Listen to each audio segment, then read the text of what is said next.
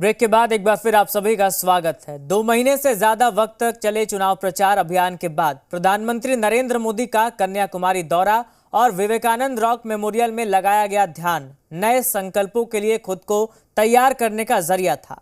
प्रधानमंत्री मोदी जब अपने प्रेरणा स्रोत स्वामी विवेकानंद की तपोस्थली से ध्यान लगाकर निकले तो उन्होंने दिल्ली लौटते वक्त प्लेन में बैठकर एक ब्लॉग लिखा। उस ब्लॉग में लिखी एक एक बात संकेत दे रही है कि उनकी सरकार तीसरी बार सत्ता में लौटी तो उनकी प्राथमिकताएं क्या होंगी।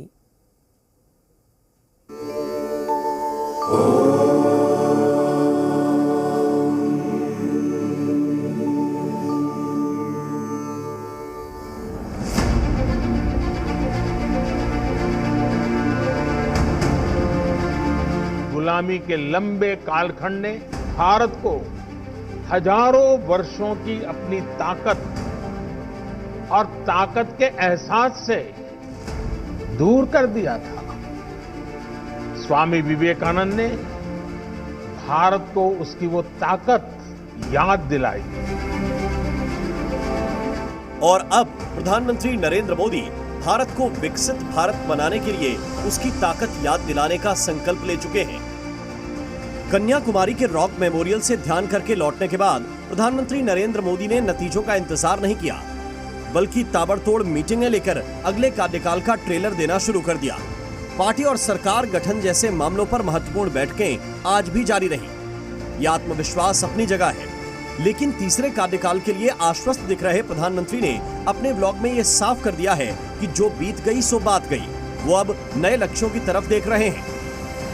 अपने ब्लॉग में प्रधानमंत्री ने लिखा कि ध्यान में जाते ही राजनीतिक वाद विवाद, वार पलटवार, आरोपों के स्वर और शब्द वो सब अपने आप शून्य में समाते चले गए और उनके मन में विरक्ति का भाव और तीव्र हो गया। यानी प्रचार के दौरान सभी आरोप प्रत्यारोपों को प्रधानमंत्री ने मन से निकाल दिया है। चंद्रयान 3 की सफलता से लेकर दुनिया की 5वीं सबसे बड़ी इकोनॉमी बनने तक नया भारत ऐसे कई मील के पत्थर स्थापित कर चुका है, जिसके बारे में एक दौर में कोई सोचता भी नहीं था। प्रधानमंत्री ने ऐसी पुरानी सोच और मान्यताओं को पीछे छोड़ने की बात की है। अपने ब्लॉग में प्रधानमंत्री मोदी ने लिखा कि हमें हमारे समाज को पेशेवर निराशावादियों के दबाव से बाहर निकालना है। यानी प्रधानमंत्री ने साफ कर दिया है कि ये नहीं हो सकता कहकर आलोचना करने वालों के दबाव में नया भारत नहीं आएगा। प्रधानमंत्री मोदी ने ब्लॉग में लिखा कि हमें याद रखना है, नकारात्मकता से मुक्ति सफलता की सिद्धि तक पहुंचने के लिए पहली जड़ी बूटी है। यानी नया भारत सकारात्मकता से सफलता का संकल्प ले चुका है, जिससे आने वाले वक्त में नए कीर्तिमान स्थापित होंगे। हालांकि विरोधी पार्टियां अभी भी आरोप प्रत्यारोपों पर टिकी हुई हैं। भाजपा कई दोषों के लिए जिम्मेदार है।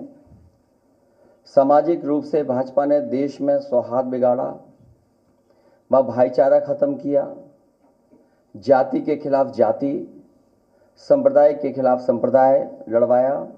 जब हिमाचल में कहा कि कांग्रेस जीतेगी तो आप बड़े खुश थे। आज जब देश में नरेंद्र मोदी की जीतने की संभावना बताई जा रही है तो आप परेशान हैं। प्रधानमंत्री के ब्लॉग में विकसित भारत के लिए नए और बड़े बदलावों के लिए तैयार रहने के संकेत भी मिले। प्रधानमंत्री ने ब्लॉग में लिखा कि अब एक भी पल गंवाए बिना हमें बड़े दायित्वों और बड़े लक्ष्यों की दिशा में कदम उठाने होंगे।